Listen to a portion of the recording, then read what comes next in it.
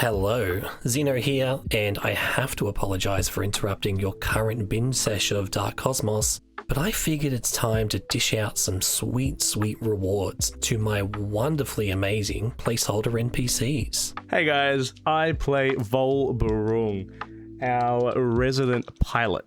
Howdy, Sam, playing Dr. Algernon Blue, the Stitch playbook. I'm Deshaun.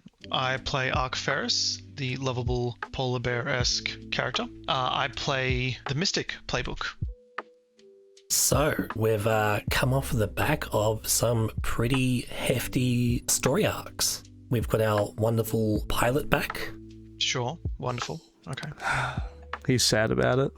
And got to dive into a bit of history for the wonderful Doctor. Yes, definitely wonderful, as the episodes will allude to. Paint me in a very good light. 100%.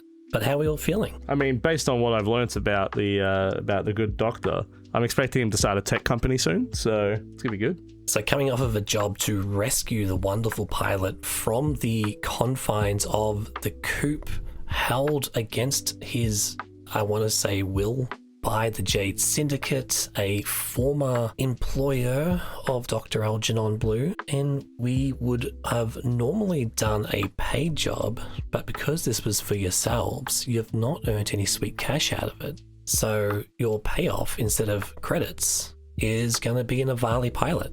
Ugh. And we already had him, so we're kind of back to square one. Can we get store credit or something? What do you mean store credit? Different Avali. Avalis are us. You can't return me. Well, I mean, they technically can. You're currently a borrowed asset. No, I'm like a cat. The Syndicate technically own you, right? So Yeah, there are a lot of explosions happening at that facility. No one would really miss you. I will turn this ship sideways and dump you guys out the side of it. I don't care. See, he doesn't even know how to pilot anymore. He's useless to us now. those feathers are just for show. He can't fly. Now, children, play nice. So we've got no payoff for this one. In the future, if you do get any paid jobs, this is where you earn some credits for the crew. But speaking of credits, now comes the negative side of money, and that's paying for your crew's upkeep. So you currently have a crew quality of 1. We have 5 members of the crew if we're counting Triv and Trell, which means it's going to cost you a credit to maintain the upkeep of your ship. However, if you don't want to pay for that upkeep, we can roll the dice to see if anything goes wrong for the next session. Well, if it's upkeep, got money on the ship, I say yeah, we can just use one of the creds on the ship, Yeah, right? I'm fine with that. Since it's upkeep for all of us. Yeah. Oh, 100%. We're the good guys in this story, right? In what regard? In what way was that relevant to this conversation? Oh, are you saying that we're paying our debts? Well, the good guys don't skimp their crew. Come on, man. Yeah, well, if we're paying for the crew, sure. Yeah, we're not the government. What? It's not paying back our debts to whomever. No, is it's it? not paying back any debts. You don't have any debts at the moment. It's literally just the general upkeep and maintenance of the Coyfish. Buying supplies, buying fuel, little bits of repairs here and there, just everything to maintain. Yeah, okay. I mean, we can debate whether we're good or bad, but we're definitely not negligent with our crew, right? Yeah, no. We look after baby. We look after baby, no matter what. We're not monsters. All good. I've marked off a credit from your crew sheet, and that will go to maintenance and upkeep. Excellent. We can then move the discussion on to something that might question the goodness of your crew, and that's heat and your wanted level. Currently, we performed a job against the Jade Syndicate on the planet X in the Leonis Vortex system, and I'd say that was a pretty, could say, loud and chaotic, or would you say it was a bit more contained and standard type of job? It was probably more contained and standard before we let all the prisoners out. And didn't you go face to face with the director? Were they specifically for the coup, or were they a higher standing member in the organization as a whole? Algernon would know this would definitely be a higher standing across the organization of the Jade Syndicate. Yeah, and you were like, "Hi, it's me," and then we blew him up. Yeah, I feel like we threw him out the window. Yeah. I think. Yeah. Scorched earth a little bit and threw them out. And blew up like half the thing. So I really don't think contained is the word for that, if I'm honest. Yeah, all right. That's pretty fair. There are some modifiers to this that we can add in. I think the job itself was pretty contained for the most part. So I'm happy just to mark it as 2 heat from that, as opposed to 4 heat for a loud and chaotic job. I am not one to argue with the god of the universe. What was like... So what are we measuring? Are we measuring what the job was meant to be or what the job ended up being? Was it not what we did? It's how the job played out. Yeah, okay. Then, I mean, I hate to shoot myself in the foot, but we've shot everything else, so I'd say loud and chaotic. We shot everything and everyone else. If we are happy to go that, I'll put it as 4 heat. Yeah, honestly, like, I can't see a universe where we blow up essentially a giant part of like an asteroid and do like, yeah, no one knows we did this. I know, this wasn't an asteroid, this was a planet. Oh, this was on the planet, that's right, yeah. This was on the planet X. Yeah, no, this was on the planet itself. Yeah, no, there's no way. Someone's gonna wander by, see this giant explosion and be like, oh, that's normal. Actually, it might be for the coop, I don't know. What kind of stuff did they do there other than experiment on people? Mostly experiment on people. It's really seen as like a medical facility. Yeah, they're pretty committed to the cause. I mean, like, yeah, like it's like 4 heat is not the highest level. It is not, but it does get you halfway to the first wanted level in this system. In this system, yeah. Yeah, that seems fair. Yeah, I think loud chaotic's a good mark for us. We didn't blow up the planet or anything, but yeah, we did take out, presumably, the head of the coop and the rest of the coop and freed the prisoners. So yeah. Plus, to be fair, our objective was to get Lexi out of there, so it's kind of perfect that we can just get out of there, leave the rebels as they are. They can do their own thing for a little bit. We can come back. We can just skip off to another galaxy, make some money, and then head back to join as well. Even if we are a bit hot right now. Yeah. Yeah. Plus, we also took one of their test subjects, right? And released a whole bunch of others. Yeah. Yeah. I feel like they're not going to be overly pleased about the fact that we pinched some of their assets. Probably not. Let's talk about some additional heat that we could have added to this. To gain +1 heat on top of the 4 we've already got, if a job was against a high-profile or well-connected target. Yeah. Well, like, I mean, yeah, I guess it, yeah, if we're targeting the syndicate, because they were the target technically, right? Because, you know, we're stealing from them. Correct, so, yes. Yeah, then yes, I'd say they are well connected, eh? Yeah, even if we're talking just the director, like... Yeah. High profile, well connected is fair. Yeah. Yes, very well connected, as we saw from Algernon's backstory. With a single phone call, he was able to summon just a bunch of helicopters to obliterate the Concordant Knights that were giving chase. Spoilers. Yeah, that's pretty fun. Good times. Additionally, if there was killing of Concordant citizens, massive property damage, or illegal weapon use. We didn't use the illegal weapon, but we did cause massive property damage. Mm-hmm. Yeah. Massive property damage is definitely one way to put what we did. Do I technically count as illegal weapon use? How endangered are you? There's not that much. I mean, the polar bears are kind of walking around now. There's no more snow planets. I just got this image of Ark just like kissing his biceps, being like, I'm the illegal weapon here.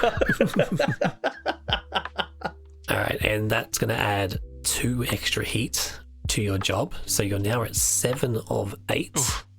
I'm not enjoying watching this number go up on my screen. Yeah. The last category of additional heat is damaging a hyperspace lane or a system gate. So these are the portals that jump between the star systems. Normally, this would give you +3 heat on top of your job if this was to occur. But I think luckily you didn't come anywhere near a star hyperlane gate at this point. So consider yourself lucky you didn't get an extra 3 on top of that. Yeah, Lord knows if you put that in our sights, we would have blown it up for some reason or another. Yeah. 100%. Somehow would have just shot it because it was there. Yep. Just testing out the God damn, I always forget what that fun cannon's called. The coherence cannon? Yeah. Coherence cannon. Yeah. Yeah. This close. I really want to use close. it. I really want to use it. Like, I want to use it. Voel probably not. I want to use it. We were pretty close to using it It's last the time. Chekhov's Yeah. cannon, my dude. Like, we'll have to use it. It's there for a reason. We just don't know what it is yet. It's the branding on the side of the cannon. It's made by Chekhov. We were very close to using that cannon. We were very, very close. If things had gone differently. We even played it out as like me getting Yeah. ready to use the weapon and then deciding Yeah. against it, right? Oh yeah, you 100% pulled it out. I think it was to back up. But yeah, we were very close. Very close to using it. But don't worry, sure there's going to be some time in the future we'll have a chance to use it again. I didn't like that. I'm not foreshadowing at all. Why would I do that? Yeah, there are all these hyperspace jump stations that we get to blow up. We're going to finish this campaign not using it, and then we're just going to use it on something random because celebrate. of the principle of the matter. Yeah, That does fit your crew reputation, True. it does. being unpredictable. Yeah, what if it's just been like this entire time someone's just outfitted the cannon to actually just shoot out the fireworks calling card, and we just don't know. I was just thinking that. Just built a giant confetti cannon. But I think you raised a really good point there. Confetti? In those sessions, did we get off our calling card? Did we get Yeah, around I to did that? something with popcorn and stuff like that from the supplies, didn't I? Sorry, it feels like it was It rings a a while. bell. But It was. It's been a while. At the very end of chapter 6, you were blowing up the coop and you did get off the calling card, which gives us is going to give you +2 heat on top of that. but I did. All right, so we cannot show our faces in Leonis No. again. Yeah, we need to get the fuck out. Yeah. Okay, so that's not all bad. It puts you up to wanted level 1 in the Leonis Vortex system. Which I've played enough GTA to know that it just means the space cops are looking for us, but they're not going to like try and run us off the space highway. We just need to repaint our spaceship. Yeah, and we should be good. Yeah. If we just hide behind the Maccas, we should be fine. They'll never see us. Just float behind a space Maccas, watch the cops drive past, and then we're perfectly fine. Yeah. Spawn a jetpack. They can't follow you. All right, I've added that into your character sheets as a clock to track. So you are currently wanted level 1 in the Leonis Vortex system as well as the Solaris system. And again, not a big thing to worry about just yet. If we start to creep up to level 3 or level 4, then I think we're going to have some problems, where level 4 is basically all-out war. That's the worst that can happen. They send the space tanks. With that, Sparker Rebellion, you also, in the next upcoming sessions, are going to gain an extra dice to your downtime rolls when you're indulging your vice. Sweet. Good, because I need it. Little Birdman is stressed. Which I think will go into the next section. Let's dive into our character advancements, because I think we need to talk about trauma, Oh, yeah. because there's been a little bit of it. Just a little. Have you listened to these last sessions you've put us through? What are you talking about? I was at a rave for a while. It was fine. Oh yeah, this is the easy stuff. Who would like to do their character advancement first? Any volunteers? Sure, I'll do it. It's fine. Dr. Algernon Kentucky Blue. Good doctor, what are your questions? Over the course of these 2 chapters, have you addressed a tough challenge with either insight or compassion? Okay. I addressed the challenge of... Well, I don't know if you call it a challenge per se, but I did act with compassion when freeing those prisoners. You did? Do you think you only did that once or multiple times in those sessions? Well, I mean, addressing tough challenge with insight, I'm sure I've done a couple of times across these last few sessions as well. Dealing with security guard in the office, I mean, most of that stealing of Albin in the flashback, as well as the requiring good luck and specific, I guess, foresight to be able to save his life in the first place. So, yeah, I'd say so. Yeah, you could say there's a bit of insight there. In your first catching up with Albin at the start of the breakout, we could possibly consider some compassion there. Yes, true. Stopping Voel from killing him, yeah, that's a fair point. Yep. Yeah, I'm still not pleased about that. It's not really pertinent to the current conversation. If you're not here to give me points, then fuck off.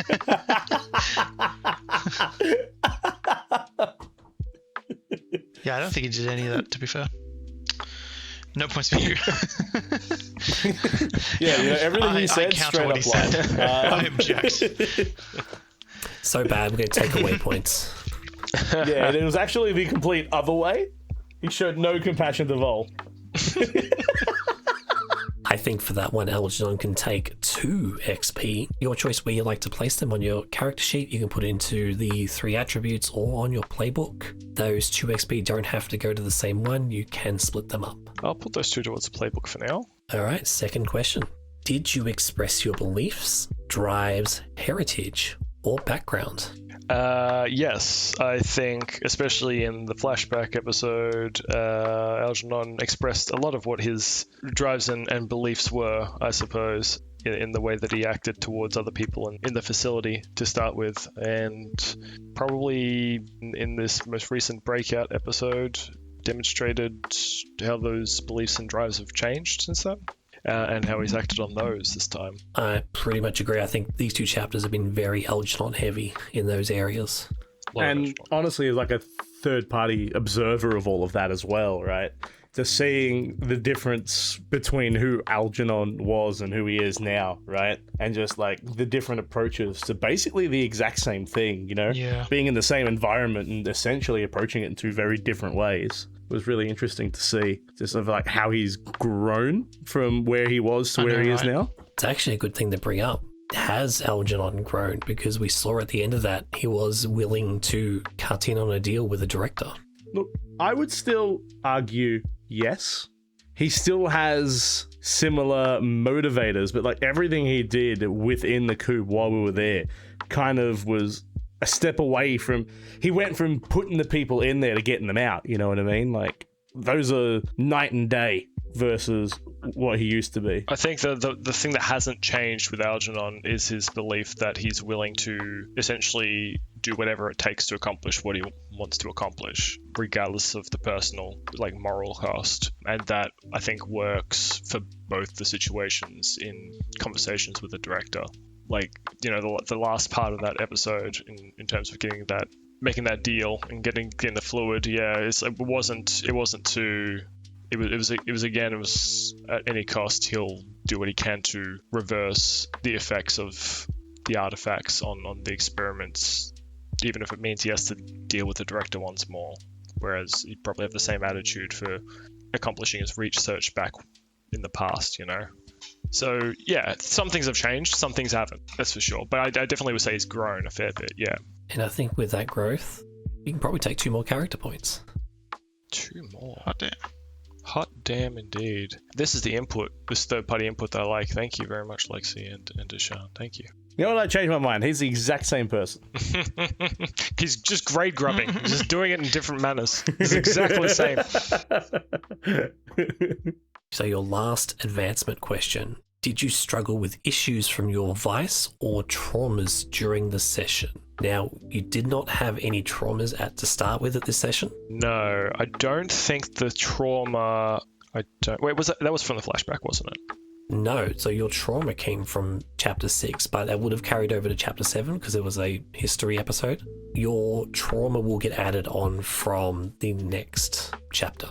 Okay, fair enough. As for the vice, I mean, I guess a lot of the issues that we had to deal with in this breakout were due to my issues with my vice and the obsessive nature of Algernon. Just a reminder, what's your vice again? It's weird, and it's all about... It's okay, just tell us what it is. Well played. His vice is weird, and it was reflected in his obsession with the artifacts and how they tick, which I think is what drove Algernon to be working with the Syndicate in the first place, and was his most powerful drive back then. And as a result of that, a lot of people were under the knife by Algernon's hand, as it were. And, coming back to certain parts of the coup and facing the director, I'd say were instances of the entire crew, not just Algernon himself, having to deal with the fallout of those issues, I'd say. Yeah. I think that's pretty spot on and probably worth another 2 character points there. Holy shit. That was enough to fill up and get a playbook. That was excellent. Cool. I'm going to have to look into that. Awesome. Have a look into that. Let me know after the sessions, preferably before the next one. Yeah, that's probably a good idea, right? However, talking about traumas, in Chapter 6, Kentucky maxed out on his stress, which will induce another trauma onto him. What trauma have you decided to go with? Yes, so I maxed out on stress. What did I max out on? Like, what was the action exactly? It was with the robot that I got trapped underneath, I believe. Oh, yeah, right. Yes, and you were able to shut down the robot or get it into a restarting state to give you a chance to get up the elevator. Yeah. I think what might go hand in hand with this existing trauma and what kind of will manifest a bit, which works pretty well, is obsessed. I think that's pretty fitting. Now, with that, you get to clear out all your stress. Yay! You've maxed out, and your stress will reset. And that blaster shot you have, because that was from your backstory, feel free to clear that off your character as well. Excellent. Living the dream. Living the dream. Now, I've got an AMA question for you for Algernon. Now, these won't earn you any character points or advancements. This is just a bit of a deep dive into the psyche of your character. Interesting. What's my motivation? Your 4 categories to choose from are moral ambiguity, weight of the past, weird vice, or precursor obsession. I feel like we need like Japanese music in here. For the wonderful listener, I've not shared these questions with the crew yet, so this is the first time they're hearing it. So my choices are moral ambiguity, weight of the past, weird vice, or precursor obsession. Give me Weird Vice for 300, Xeno. weird vice for 300. You said it. All right, we have weird vice. Algernon collects rare and extinct bones, recently acquiring a snaggletooth skull. What is the most prized piece in his collection, and does it have a specific species he is still hunting for? That's a good question. I would say that despite his frequent display of disdain for emotion and ties of that nature, I feel that even back then, Algernon probably would have some sort of fond nostalgia for the first piece of, I guess, well, not fossil, but just bone in general. They got him set on this path. They kind of got him hooked onto this vice. I would say that it is something that he actually cannot define and has yet to be able to figure out. It's something that he wants to find more of, and he has never been able to find anything else like it. Oh god, I was worried here for a second you're going to come up with some weird creature that I'm going to have to put into the game. Well, okay, so it is what he assumes is a femur bone based off of what it represents on, other humanoids he's familiar with, but it seems to be, I guess, like have this shard of this glass-like substance growing throughout it, and kind of out of it kind of looks like a there's a very unfortunate disease of that people can get sometimes, where the bone overgrows and becomes really jagged and sharp. I can't remember what it's called, but it looks like that. Would you say it's a obsidian style glass potentially? Yeah, that can make sense. That sounds right to me. They're kind of like bone spurs, except like way more pronounced and aggressive, I suppose, is what I'm getting at. Yes, obsidian-like. That makes perfect sense to me. Sounds compelling. No idea about what species it belongs to. Yeah, so it's kind of like an archaeological dig kind of thing. You've found this bone and it doesn't line up with what you know. And so I think, some of the mystery is alluring to finding out what the rest of this creature is. Yeah, that definitely seems like something that would have just, early on in his career, or even maybe when it was just starting up, maybe when he wasn't even 100% sure he was going to be in medicine, it would be something that really stoked his curiosity and pulled him into this path, yeah. Okay, well, I think that's going to wrap up Algernon's advancement. So that was enough character points to get yourself a new playbook ability, and you've also cleared your stress and gained a trauma of Obsessed. I've peaked. It's all down here from here, buddy. Yay! And speaking of going downhill, who's our next victim to do their character advancements? I was fully expecting you to be like, speaking of downhill, and just pick one of us. I'm happy to go. I'm happy to jump in. Let's do Ark. what are your advancement questions? We have you addressed a tough challenge with wisdom or the way?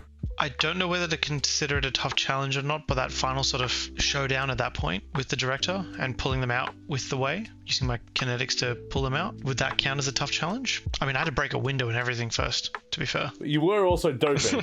Don't know if that was a tough part. I mean, that made it feel easy, but it could have been very tough. You did use the way to protect me from gunfire. That's true. Yeah. Yeah, you did have your whole like epic thing. The whole at the Matrix-esque. Like, wasn't there one bit when you were talking about like using the way to like dodge the bullets? Like you went behind him to like shield him from bullets, and then proceeded to Yes. Matrix I did dodge consider every that, single yeah. one. I did realize that would make him very dead, but it did come up. I think there was definitely multiple points of using the way in there, not just in like protecting Algernon or yeeting the director out of a building. You've also had those scenes with those entities in a mystical way space where you had a chance to ask them a question about The way rebellion. zone. Yep. In the way zone. The Watrix. The Wascally Watrix. Oh, we're getting demonetized on so many levels and we're not even monetized yet. Yay. Yeah, we're just gonna get sued by everyone before we start. I'm here for it. Come at us, Nintendo. Yeah, so Pokemon, am I right? Anyway. That was our last hope. To Pornhub we go. So I don't know if they would be classed as tough challenges. They were definitely challenges. I'm probably going to be inclined to give you the 2 XP. How does the everyone else feel about that?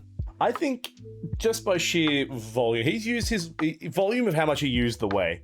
I feel like he's used it more in the last, like in that sequence of scenes, right? Than pretty much the rest of the campaign together, just based on opportunity. It was also because I was right? doping that the way was sort of amplified, so I was purposely trying to use it more. I don't know whether it was always tough challenges, but it was more. But it was also very much like, hey, this is an opportunity to just steamroll it, to do something with the way, things like that. So I did try to use it a lot more. True, but having all those dice in your dice roll doesn't necessarily negate how tough a challenge is. If you didn't have those extra dice, you would have been rolling like 2 or 3 dice. So that still would have been fairly challenging. Yeah, honestly, I think 2 is fair, just based again on how much like he did contribute with everything too, with like the scale of the stuff that was happening and how things could have gone incredibly different if it weren't for our resident Jedi. Definitely, and especially because it was a very Algernon heavy storyline. Classic. I'm happy to give you the 2 XP. Okay. I feel that's fair. So same thing, you can put those into your attributes or your playbook. They don't have to be into the same one. Where are they going? I'm looking that up, but I'm happy to continue on. Okay, so your next advancement question is, did you express your beliefs, drive, heritage, or background? I definitely expressed my beliefs with my pure anger and hatred towards the director, which kind of related to my background as well, just wanting and sort of pursuing freedom effectively at all costs. So that freedom over being controlled or even unknowingly being controlled. Yeah. I also want to point out, I think, sorry, it's been a while, but I just want to point out that I recall that Algernon was quite surprised at Ark's support when him and Voel had that conflict, because he'd stopped Voel from killing Albin. When Voel walked off, Ark helped him carry Albin, like without even saying anything. And I think that kind of like is also just, you know, obviously we care about our teammate, but I think it also highlights just how much you value the freedom of these prisoners, and you didn't really need to be asked to help out in that regard. Yeah. Voel is still very upset about it. Like, you walked in on this guy trying to kill Voel, and you're like, let's help him into the ship. Like, you know, 10-1, you probably did something to piss him off. We know that. Yeah. Plus it's Voel. It's fine. Yeah, right. We'll get to his turn in a minute. We'll get to how angry you are in a second, all right? Let's calm down, you tiny bird. God. Let's listen to the fuzzy bear for a little longer. I'm on the side of what everyone else is saying. I'd be more than happy if you take an extra 2 XP here. Okay, I agree with them. Honestly, though, it's fair from an outside of character perspective. And your third advancement question is, did you struggle with issues from your vice or traumas during the session? And similar to Algernon, you didn't have any traumas this session. Correct. But for your vice, which is? My vice is luxury. So I don't think I really touched on that in that whole sort of plot line to get Voel to get out of there and I mean, obviously I dipped into... I'm not sure if I consider the dope to be a luxury, is the thing. It's definitely a vice of some kind, but... I would say that was probably the previous chapter in chapter 5. Well, there you go, yeah. So, Yeah. in chapter 6, would you say diving into that bonus way power was a luxury? Oh, depends on how you think about it. I'm not trying to say this to not give myself the points, but it's very much like I like being in tune with the way. I very much lean into it, and having that dope and leaning into it more so because I knew what was happening as far as like my entanglement with the way. I don't know how to constitute that as a luxury, or maybe that's just me, but happy for the others to edge that along and push that over to a point, but I'm just not sure. I am trying to think of a way to spin it. Trust me, I'm trying to get you these points. Yeah, it's hard because, as you said, I don't really think we would have had much opportunity for you to indulge in the luxury. Yeah, it was very much in this entire thing, grab and get out, blow shit up sort of episode. So, were you wearing your favorite Gucci polar bear vest when you Matrix shot your way through and now it's got holes in it? Oh. It was made from 200% Avali. Damn it. Excuse me? Huh? Well, nothing. That feathery down. Was 200% mean in this I don't context? know. You had twice as much feathers as you needed. And I just didn't. Yeah, he killed. It was double layered. Yeah, it's right. He killed an equal amount of Avali that it didn't actually get used in the For every coat. 2 Avali I kill, Yeah, I use one for the coat. and make the other one my pilot. Bring him back somehow. You're next, Voel. I need slippers. I'd make a wonderful coat, thank you. Well, someone has your feathers, apparently. Yeah.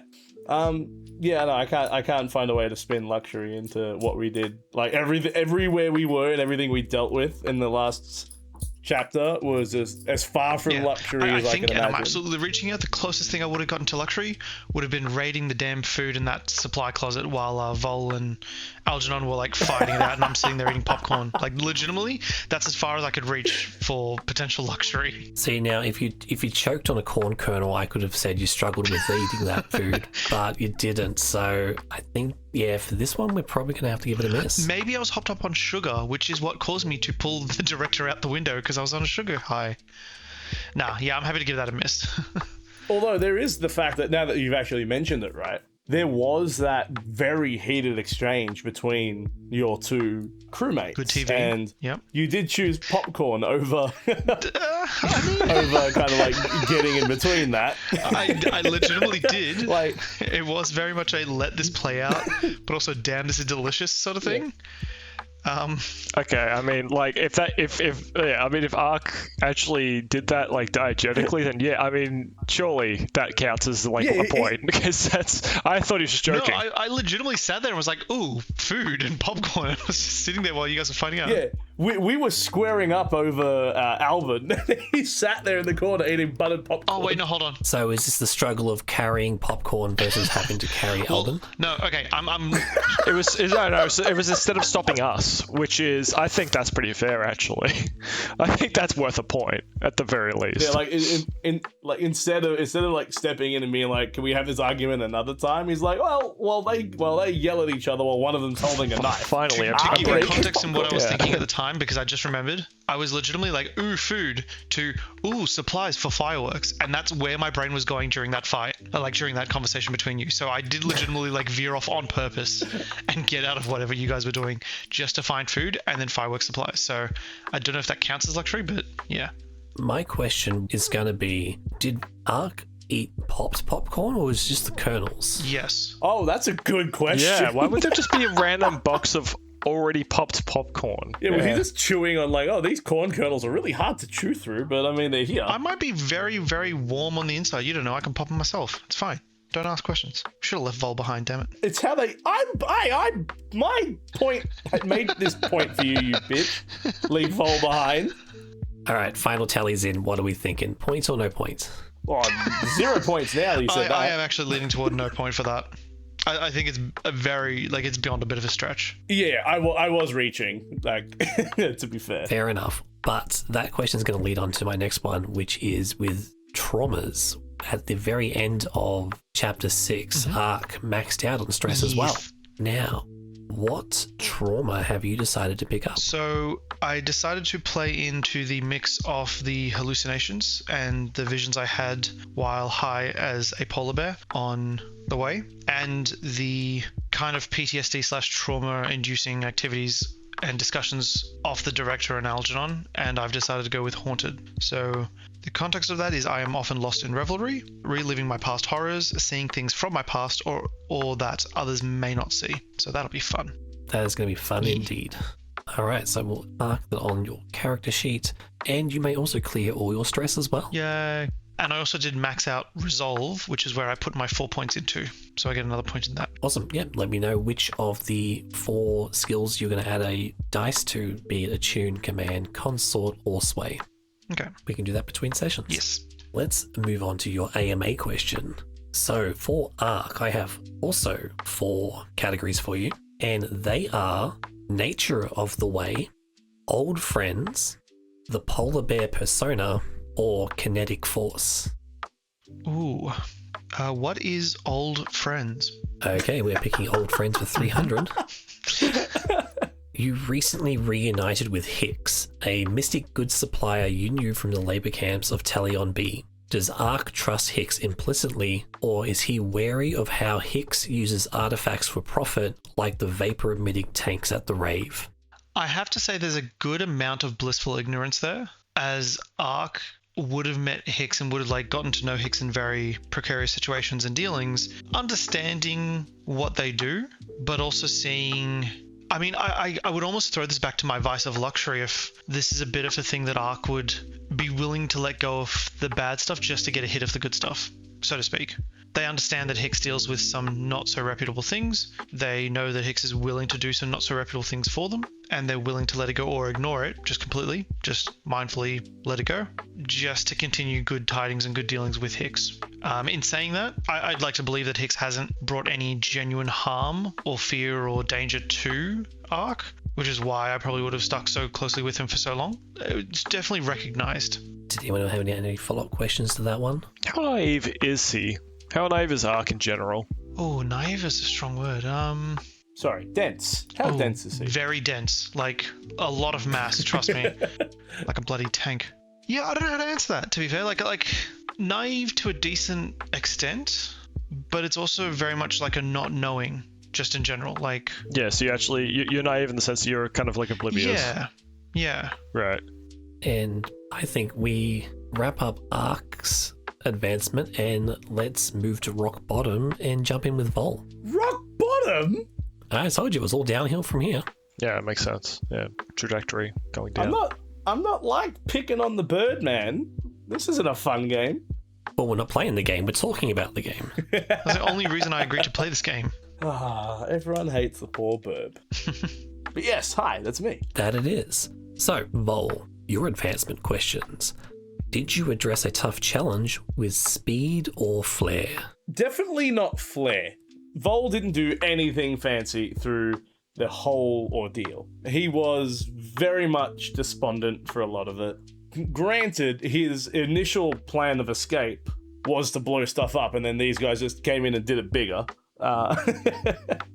Well, okay, there was the robot scene, although I don't know if he actually... No, I failed that, didn't I? When I went to go slide underneath the robot and shoot up into it to kill it, and then ended up getting trapped underneath it. Yeah, that's why I lost my stress. That wasn't a failure. It's just a disappointing acceptance. Yeah. So the robot scene was not a failure. You could definitely say there was a bit of flair to that move of having to run and slide under and shoot, but definitely wasn't a failed roll. You succeeded on shooting up at the robot, but there was a consequence of getting trapped in the rubble. I will also point out that having flair and doing something with flair does not mean you pass it. So you can flair a failure. That's fair.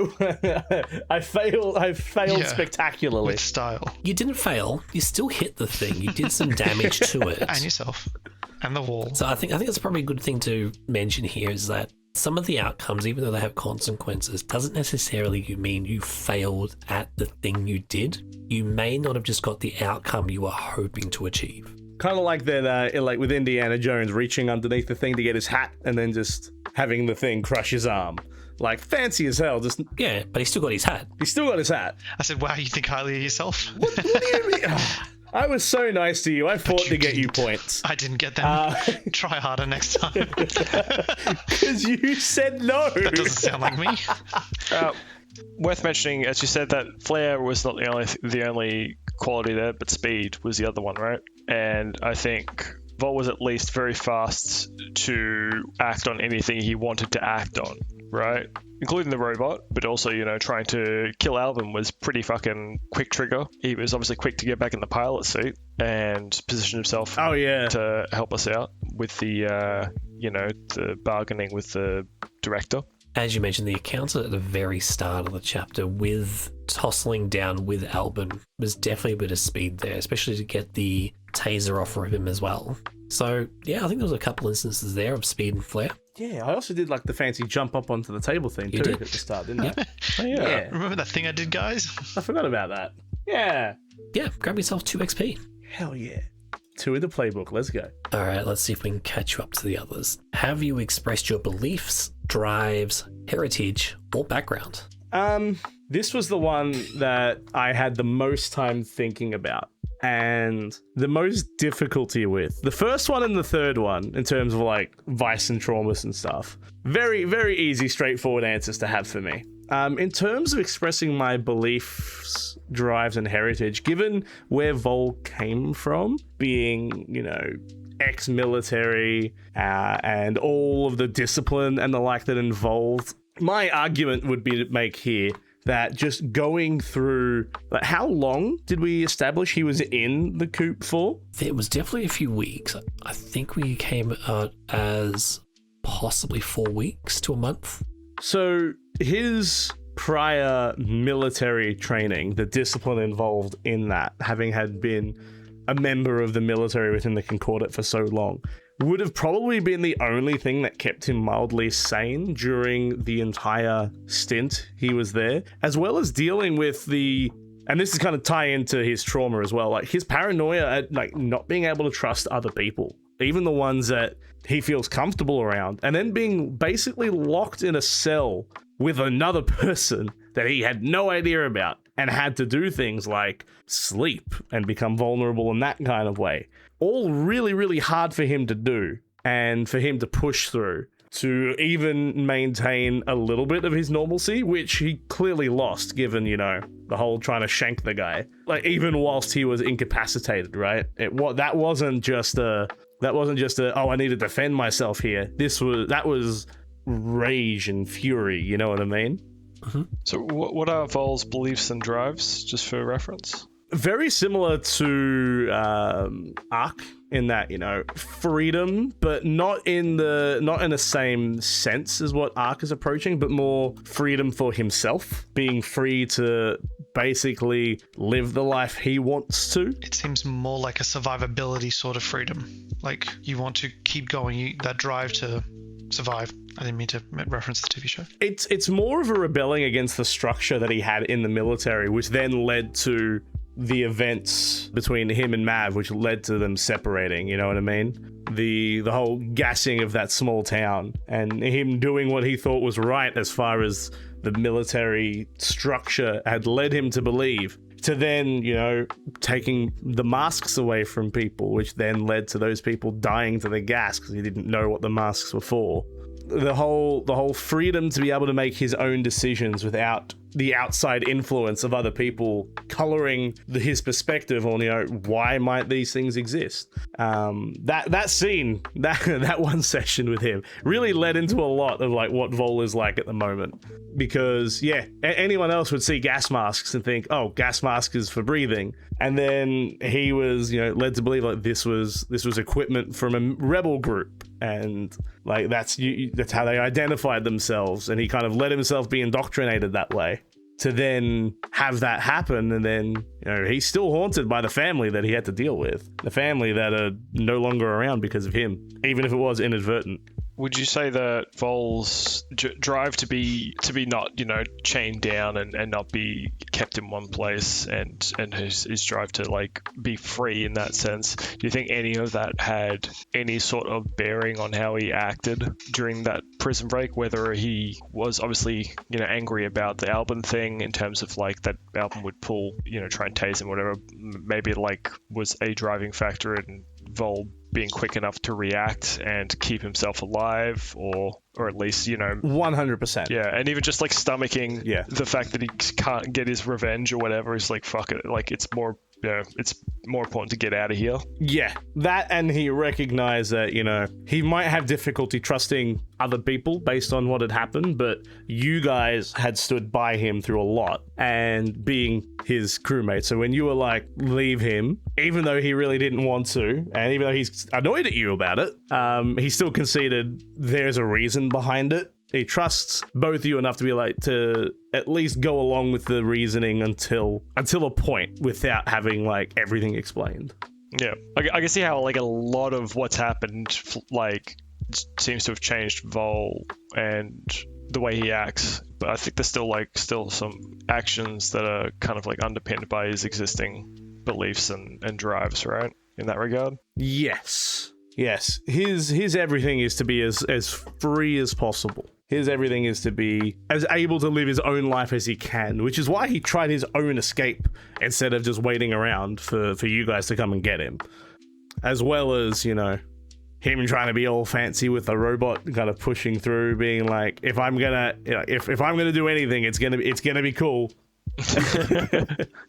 But also, that fight with the robot is definitely taking just, I think, account of your military background as well. Being able to handle those fireworks, where to hit, how to, do the fancy shot kind of thing under pressure.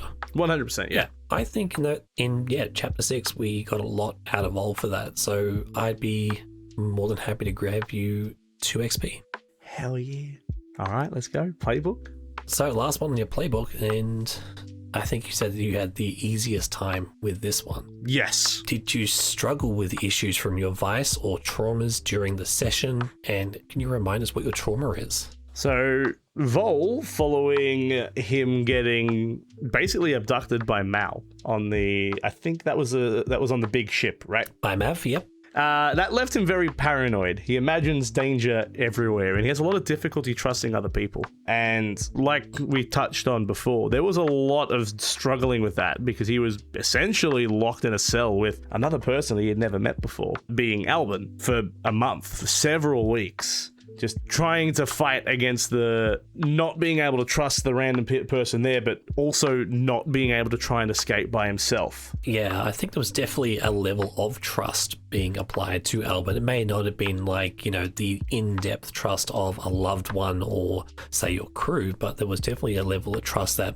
was broken between you and Albin at the start. It was a response that Vol was expecting because he had armed himself ahead of time, being prepared to deal with possibly Albin turning around onto him. Whether or not Albin expressed anything like that, he, as far as I remember from all of the interactions, Albin was, didn't lead into anything that would suggest he was going to do that. He was, for most of it, like, leave me alone. It wasn't like he was actively trying to win Vol over for whatever reason. But even at that point, Vol was like, I still can't trust him completely, and I still need to be able to defend myself in case the guy turns, in which this case he did, which kind of cemented that paranoia more than anything else. And I think that was then built upon with Algernon's dealing with Albin at the start.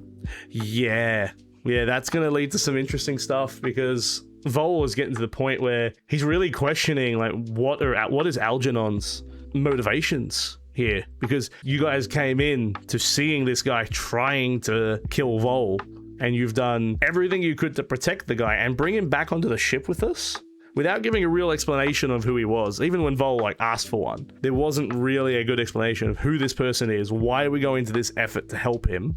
And I know I said that like that was a list, but that was the end of that. Fair enough.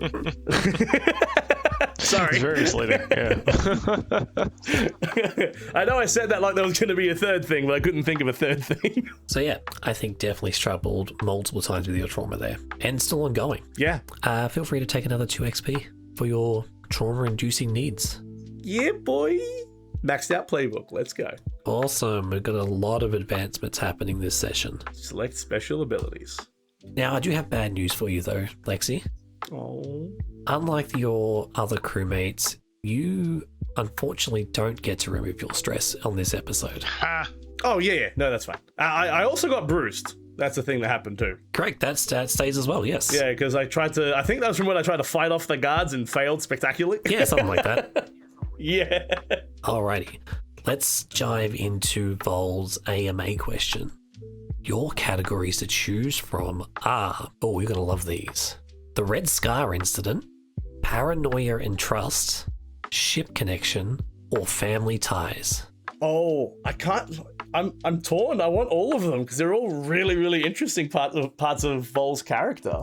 What do you guys think? Well, I mean, you did kind of like wince at the Red Scar incident, so that was my initial. Tell me more. Oh, Yeah. let's pick at that, Scab. Yeah. Okay. Let's go. Red Scar Incident. Alright, Red Scar Incident. The trauma of witnessing the chemical bombing of a civilian village on Ruckus clearly haunts Voel.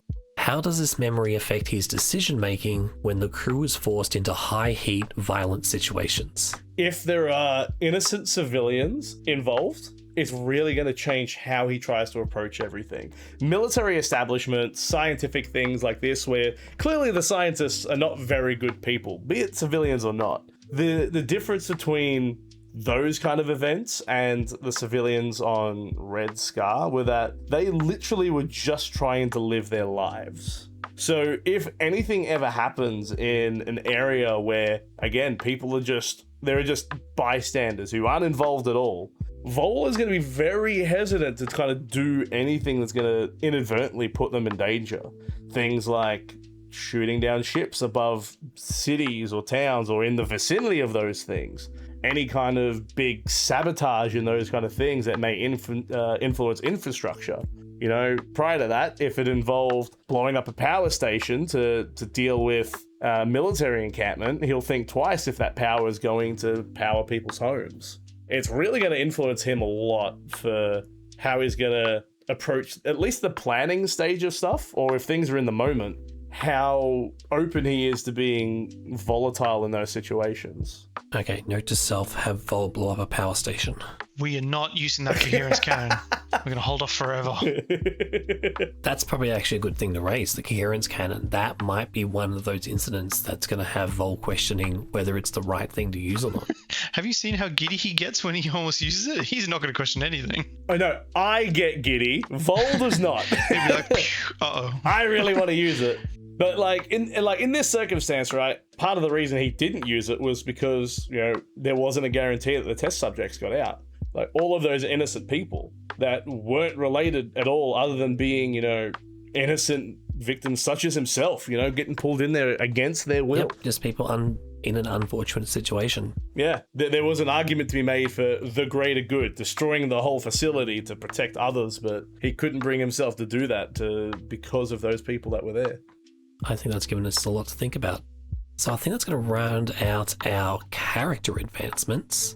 Did anyone want to ask anything before we move on to the crew advancements? Well, I mean, I think it's only fair. We all got an AMA. You haven't. I was yet. thinking the exact same thing. Tell you what, let's get through the crew advancements and I'll let you guys give me an AMA. All right, sounds good. Okay, so you've got some time to think of questions, but crew advancements. Let's have a look at your crew sheet. Did you execute a successful job that opposes the concordant dominance?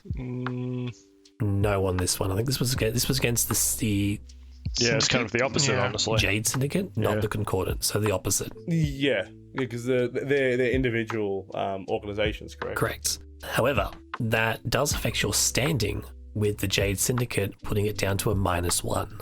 So you're now in negative standing with the Jade Syndicate. Good. Put us straight on -10. I'm here for it. Or if it gets to -3, you're in trouble. Okay, second question. Did you contend with challenges above your current station? Yes, 100%. Yeah. I cannot imagine the Syndicate's like a level 4? Syndicate is level 3. Level 3? Yeah, we went up against very strong arm of the Syndicate and not only came out alive, we kind of came out on top. Yeah. We dealt a pretty big blow to them, kind of aside of our actual goal. And I feel like as a whole, we learnt a lot more than I was expecting, at least, about what the Syndicate was involved in, obviously what Algernon was involved in, but also how much they'd also progressed, I would assume, from Algernon's perspective, from his days with them. That's actually a good question to lead into. Did Algernon struggle? Sorry, did Algernon contend with challenges above your current station in your flashback episode? Yes, actually in the flashback episode, I executed a successful job that opposes the Concordant dominance, didn't I? Because I stole Albin from Concordant. Yes, you did. So, going to mark 1 XP for that one. Hell yeah. And then I think I'm going to give you 2 XP for the challenges above your station. Oh, yeah. Oh yeah. Which, yeah, like, in the scope of it, now that I think back on it, like, the entire rescue mission was 2 guys with a relatively small ship. Oh, don't underestimate yourself. I think the Coyfish is a lot bigger than you think it is. We may not have length, but we had girth. Relatively, like, in the scope of the universe. Oh, in the scope of the universe, everything's tiny. But the size of the Coyfish is definitely bigger than the Centennial Hawk. And if you want to think of the Centennial Hawk akin to the Star Wars Millennium Falcon, you definitely have a big ship. No one's made that comparison ever, but sure. Yeah, we're a Corvette, right? Yeah, we're a Corvette. I actually thought the Hawk was bigger, yeah. That's my mistake. But also, the ship really wasn't much of a factor in what we did. Correct. Like, we were on the ground and blew it up from the inside, didn't we? We did rain fire on it at the end, but that was more at the director than it was anything else. And even that was still you shooting guns as opposed to anything from the ship. Yeah, we didn't use the coherence cannon, as we famously are aware. Pew pew. Okay, so next question I have for you. Did you bolster the crew's reputation or gain a new one? To remind you, your crew reputation is unpredictable. Yeah, I think we've at the very least enforced that stereotype. That being said, like, I don't know, is this the reputation that we expect other people think of us after this job? This is what people currently think of you. If you would ask someone who knew of the Coyfish or the crew, you would say, yeah, they're pretty unpredictable. Sure, but also, I'm not saying that we didn't bolster that. I'm just curious as to if we might have developed a new one as well. Because I'm curious as to, like, how word would spread with a calling card of the Coyfish after the coop being taken down and the prisoners freed. Like, would you expect that word would get around? Yeah, prisoners talk. The ones that still had mouths. Not to mention the Syndicate would still have other groupings and collectives elsewhere that they would discuss this with, and if the director didn't die, word's bound to spread from them. Plus, the prisoners that didn't have mouths were covered by the prisoners that had multiple, so that kind of like balances out. Yeah, they'll tell the story twice. Yeah. Either way, I think the answer is yes. Yeah, I agree. Like, in terms of unpredictability, we started off as a one-man rescue mission, which is what it was, and then turned into destroy the entire facility. Yeah. Yep. And at least from an outside perspective, this was just I'm not going to say a random attack, but like anyone that wasn't directly involved doesn't know the justification of the Coyfish being there in the first place, right? True. And considering the timeline, it's been at least 1 month since the last Coyfish attack, which was on a Concordant ship. Which we also blew up. Starting to see a trend. I don't know what you're talking about. Actually, now that I think about it. We're going to start going places and everything's going to have like anti-explosion measures. Like sandbags is piled up. Space sandbags, yes. But Space sandbags. if you're looking at this from the outside view, the Coyfish has done 2 jobs on the Concordant and 1 job on the Jade Syndicate now. Would that be a predictable thing from someone looking in? Why would a rebellion going against the Concordant? Yes, that makes sense. They're the leading governing factions here. But then to spin off and go against the Jade Syndicate, which is a more criminal, weird / faction, you could see that as being pretty unpredictable. Who would they go after next? Isn't anyone safe? Why? Why did they go after them versus the other? Initially, the justifications were clear. Now it's a little bit muddled. Correct. But they really want everyone to know that the Coyfish did it. And I'm going to bring it in a little bit on this question. Would Algernon's deal with the director at the end be considered unpredictable? Do you mean from Algernon's perspective? Yes. Or from our perspective? Or even from I mean, the it crew's was. perspective of Algernon? Well, I feel like all of Algernon's interactions would have been relatively unknown. I mean, but if there's history there, whether it's considered unpredictable or not, I don't know. From our perspective, at least. I think it would be, given you've made a deal with the people whose facility we then proceeded to explode. You know what I mean? There isn't a clear dichotomy of yes, we're against them, no, we're not against them, we're with them. There is that blurring of the lines between them, right? Where at a certain point we're working with them and against them at the same time, or at least working with certain factions within the organization as a whole. But also your crew itself is kind of fractured with who within the crew is working with which factions. Yeah, which is just another level on top of that, right? Alright, I'm going to give you 2 XP for that one, but I am curious as to if you think you're developing a new reputation, what that might be. Or is this something we try and figure out in the next story arc? I'm really curious to see where we end up going next in terms as an organization ourselves, right? In the moment, our motivations make sense, but like taking a step back like this and looking at everything it's interesting. Kind of see where we're going. Well, yeah, because we've got our motives. What other people see would seem way more chaotic and all over the place, whereas we're like, we were just trying to save our friend. We're working on this. We're helping the rebels. We're going on a very clear-cut path. We are kind of looking like space terrorists at this point, honestly. He had to say it. That's a good thing to think about. Like, going back to what Lexi was saying, where do we go to next? There's a lot of story points that are currently in motion at the moment. You've got Alpin, you've got Captain Fu and Whiffy with the rebellion. You've now got this tie-in with the Syndicate, then the Concordant. You've got these scrap farmer caxels that are still on board as well, on top of dealing with personal traumas and backstories. Lots of heavy stuff to think about. What's even heavier is your last question. Did you express the goals, drives, inner conflict, or essential nature of the crew? And I think this one to me is a double yes. Goals, drives, essential nature, inner conflicts of the crew. Yeah, I'm very much leaning towards a double yes. We literally went in for a rescue mission, fought amongst ourselves, and still blew shit up on the way out. That's us to a T. Based on everything we've discussed so far, there's definitely that inner conflict between Voel's trust and paranoia to how the crew's reacting with Albin, Algernon's dealings with the director at the end, dealing with Algernon's past of seeing these skeletons from his shadow. So, skeletons from his closet, but at the same time coming together to, not leave one of you behind. So I'm going to give you 2 points for that, which means Hell yeah. you've leveled up your crew sheet. I'm here for it. So you get to gain a new crew ability, which we'll discuss for the next session. Or crew upgrades, you might want to get some new stuff. 2 coherence cannons that we will never shoot. I'm actually kind of curious, like, how much recoil do we get off a coherence cannon? Could we shoot it to, try and escape? Like, how far back will that launch us? Wait, yeah, that's what I was going to say. Like, when you say try and escape, are we using the recoil to yeet ourselves into, hyperspeed? Because I'm all up for that. I'm fully all up for going full Fast and Furious. And just, yeeting ourselves through a building kind of thing, or through a mountain. Oh, can we shoot ourselves through a planet? No, that would destroy us. One way to find out. I say we do it.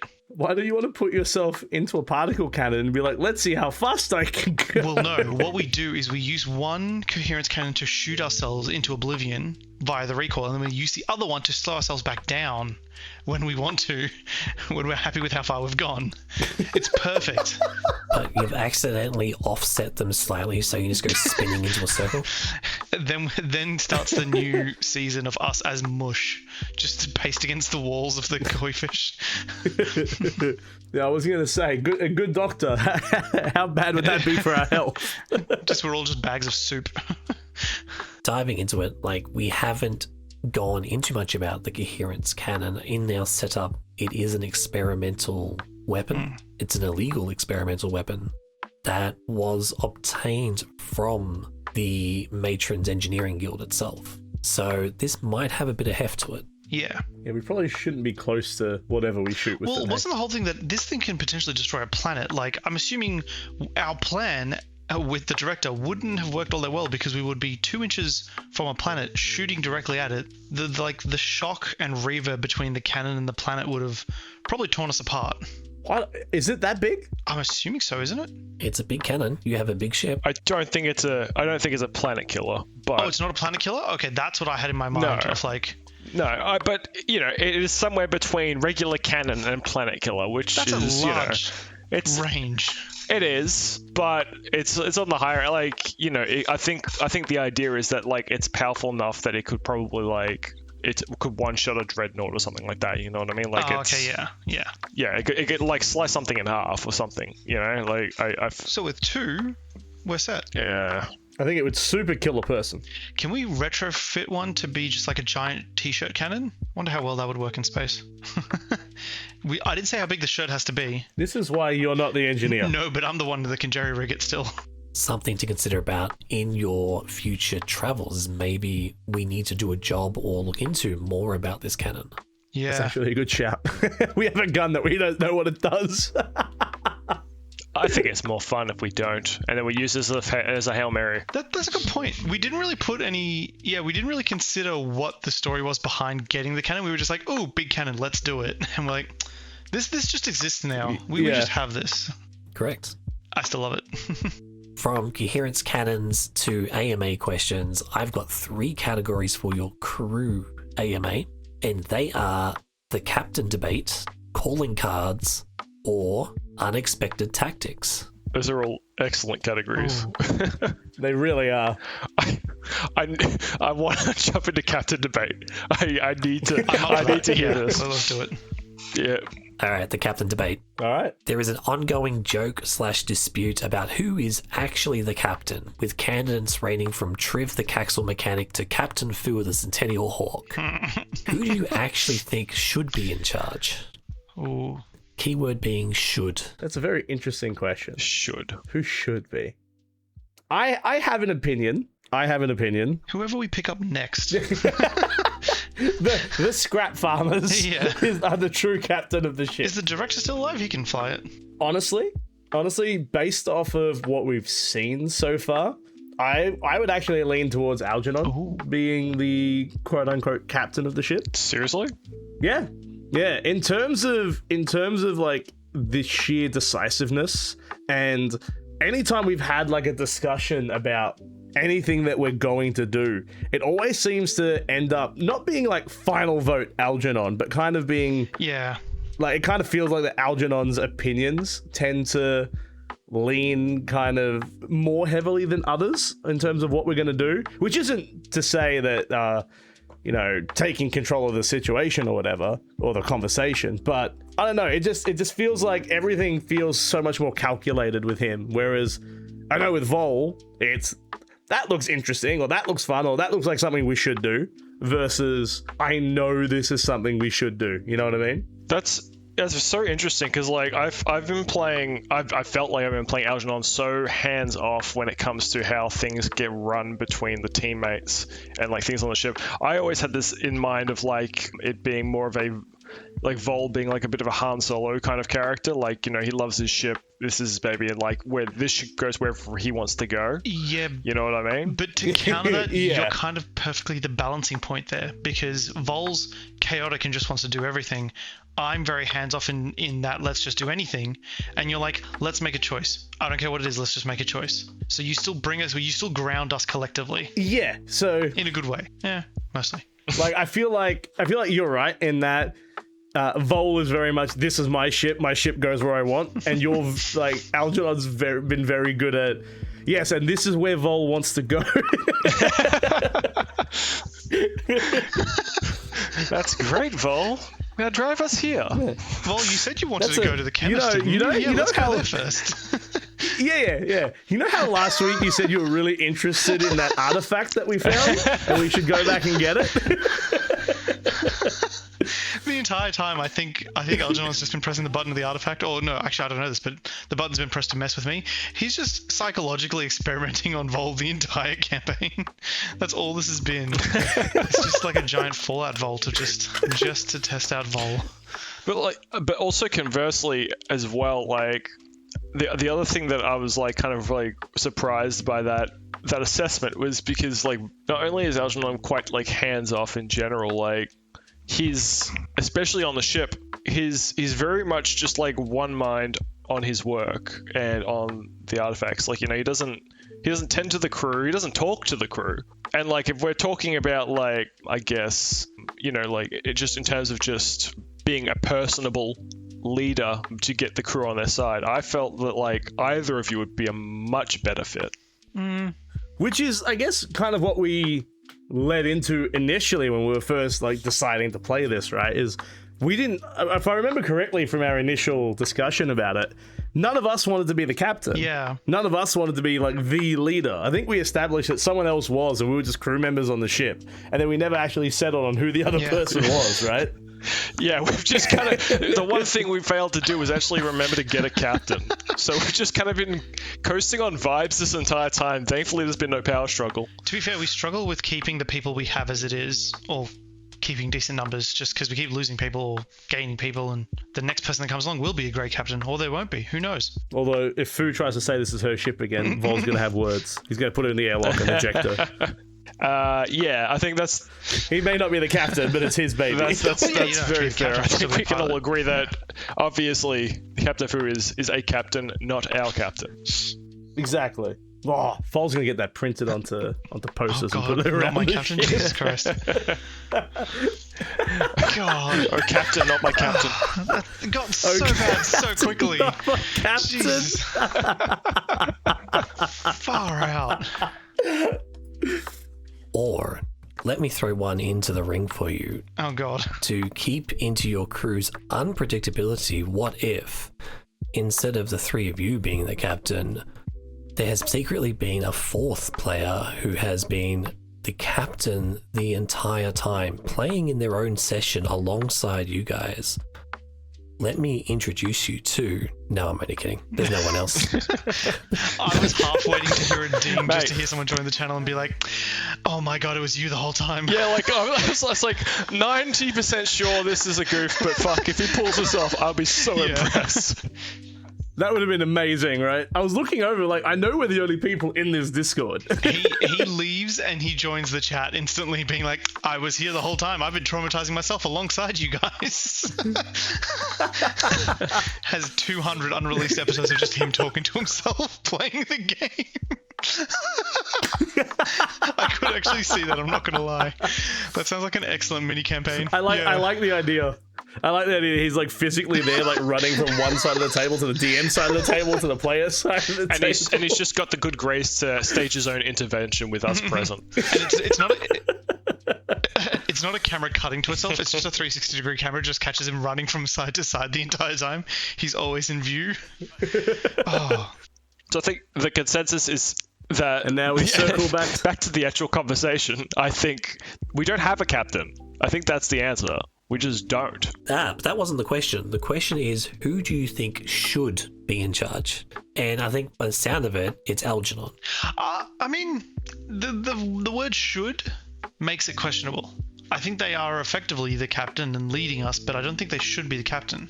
Because I think up until now, we've all peppered our own sort of wants and needs into where we're going to some extent, but then Algernon just brings us back to, let's make a decision, let's go forward. It's never just been 100%. Oh, and see, my point was actually the other way. Really? Yeah, my point was the other way, where I don't think he is the captain. I think he's just that grounding force. But I think if anyone should be, it will be him. Well, because he is that grounding force. My worry is then, if he should be the captain, what's to stop him from just driving it towards his needs and wants and not everyone's, which is why I think he's been a good grounding force without being the captain. Well, let's be clear, right? Like, if he's able to have been the grounding force this entire time, right? He's always had his drives and his wants, and we haven't been creating towards everything he wants to do this like up until now, right? Yeah, there you go. Yeah, like, plus, like, I honestly think, like, Algernon would have no interest in commanding anyone. like it unless they're a test subject. Well, yeah, I mean, like, it's so far out of the wheelhouse of what he even wants to do. Like, he obviously has his research. He can't be a captain and, like, do his research if people, like, interrupting him, asking about shit. About the ship every 20 minutes, like, that drive him insane. That's literally what we do already. Like, No, he locks the clinic door quite often, actually, which is probably against code because then people that are sick can't get into the clinic. But you guys keep trying to barge in. There's a lot of dead bodies outside your door. And in it. That's why our crew gets smaller. But that said, looking into the flashback chapter we did on Algernon, he was pretty in charge and in control of those situations. Yeah, like in those situations that directly benefited his research. Like again, if it was stuff, if there were duties that took away from the things he wanted to do, he would not be anywhere near as enthusiastic and adamant about doing them. And when it came to saving Alban, it directly was in line with him learning more about the effects of a new artifact. Outside of that, like at the very start of that flashback episode, he was annoyed with anyone trying to interact with him. He was enjoying the fact that most people were out of the office and he just got to do his work. And even though he's different now and he's not as much of an arsehole, he still definitely does not go out of his way to socialize with other people unless completely necessary or it benefits his work directly. I can understand your argument, Lexi, but also Algernon just would not want that at all. Oh yeah, it was irrespective of whether he'd want it. Yeah, he should be, but he'd probably just say no, or it would just get very inefficient, or it's just in name only and the same shit just keeps happening, like nothing changes really. Yeah, you'd probably take the role for a day and then tell us to fuck off after we bother you for 15 minutes straight. Yeah, which he already does. Yeah, he's like, you know what, Voel, just drive us into the asteroid, just do it, please. Hey Voel, you remember you telling me about how you wanted to drive into the asteroid? I'm actually curious to hear other people's perspectives. Xeno, how would you answer that question? I don't think any of you should be in charge. Yeah, see, he's clearly in wrong. charge He doesn't know at what all. he's talking about. We're not talking just us. We're talking anyone on the ship. Anyone though. We're on the including ship. Captain Fu. He's going to say Fu. He's going to say Fu immediately. Yeah, my go-to would be Captain Fu Called it. because she has been in that position before. She is the captain of the Centennial Hawk. But there's no longevity there. She has no desire to stay on this ship. She's going to go back to the Centennial Hawk when it's able to be, up off the ground again. Seems like And despite all of her experience, she did captain them into being captured. Exactly. And, That's exactly what I was about to say. She's not that good of a captain. She got But caught. she did make the Koroid run in under 5.2 And still got kilonewtons. caught. So she does have a bit of... So she says. And she's the only one there that can speak English that can corroborate that. That's not a time frame. A kilonewton is a measure of force. She's a lying bitch, just hoping people don't understand. She just did the run really quickly and really forcefully. You don't know. She just barged through an asteroid field. She's just using big sciencey words. She just went for a run and threw an egg at the wall and was like, bam, kiloton force. Kilonewtons. She may not be all there, to be fair, if she's that kind of a captain. Just with what you said about not having anyone else on her crew that can actually speak Common or English, she does have a crew that's stuck on one of the moons in the Solaris system. Good luck to her. Yeah, but not on our ship to corroborate her story. Not on your ship currently, correct. But she could find some people to corroborate stories. She has a crew and captain. She has a drive that she wants to get them back. We're not going out of our way just so that she can prove her story. That's not happening. But I guess the alternative is no one is. Maybe it's one of those situational things depending on what you're currently doing. A different person is going to be in charge. You explicitly said that was not an answer because the question was who should be. So that's exactly, and I'm the one asking the question. Well, I think that's going to wrap up the crew advancements. You've got a new ability to pick from, or crew upgrades in general. You might be able to get more guns if you really wanted to. Did anyone have any questions, AMA questions for me, the Game Master? Did anyone actually bother to try and think of one while we were away? Because I was like, I know that we need to think of one, and I'm going to forget about it, and now we're here, and I've forgotten about it. I've got one. Okay, I will let you know. I'm not going to spoil anything, so I will be very mindful of my answers. Oh yeah, no, of course. My question for you is, based off of the story arcs that you've put us through so far, even the micro ones within the broader stories, which one has been your favorite to watch develop? Ooh, the favorite that I've watched to develop. Yeah, who's your favorite? Or the most interesting? They all have their high points. There's, like, I can pick one from each of you and they're just amazing. I don't know if I can pick just one. I think Algernon's probably had the most character development so far out of everyone, so that might be my forerunner. Just going into that background of the experimentation he's done and then having to face down those, that traumatic past. I mean, you all have traumatic pasts. That's the concept of the game. But I think just because Algernon has had so much fleshed out so far, that's been revealed, that's probably the most interesting. Again, without giving anything away, I'm pretty excited for story arc that's going to be going through. Why? What's going to happen to me? Yeah, lots of things. Trauma. I've got to pressure trauma. Oh, man. I do also like Voel's story arc of having to deal with that kind of family dynamic. Boo, pick one. Who is your favorite child? Yeah, choose your favorite child. Alright, I'm going to go Triv and Trell. They've got the most inspirational stories so sense, far. yeah. Lonely mechanics picked up by a crew. They've managed to not get caught yet. They're pretty good. Yeah. They just get to... That's the side game you're playing, right? His left hand is Triv, the right hand is Trell, and he's just talking to himself. Yeah. He's got sock puppets on.